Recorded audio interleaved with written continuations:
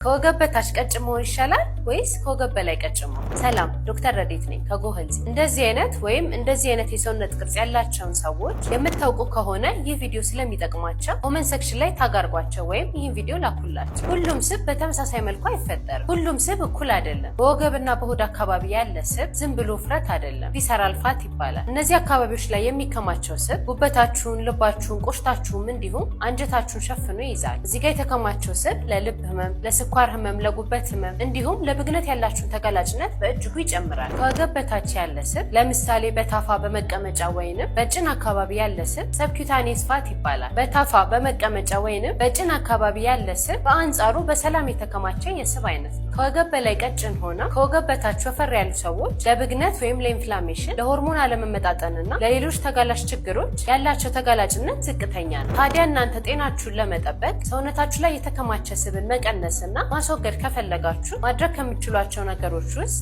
አንዱ ጋርሲኒያ ካምቦጃን መጠቀም ነው። ጋርሲኒያ ካምቦጃ ስብ ማቃጠል እንድትችሉ፣ ጤናማ አፕታይት እንዲኖራችሁ እንዲሁም ቦርጫችሁ እንዲጠፋ የሚያደርግ ሰፕሊመንት ነው። ክብደትን በጤናማ መንገድ መቀነስ ከፈለጋችሁ አሁኑኑ ጋርሲኒያ ካምቦጃን መጠቀም ይኖርባችኋል። የጋርሲኒያ ካምቦጃን ሰፕሊመንት ለማግኘት በእነዚህ ስልክ ቁጥሮች ይደውሉልን።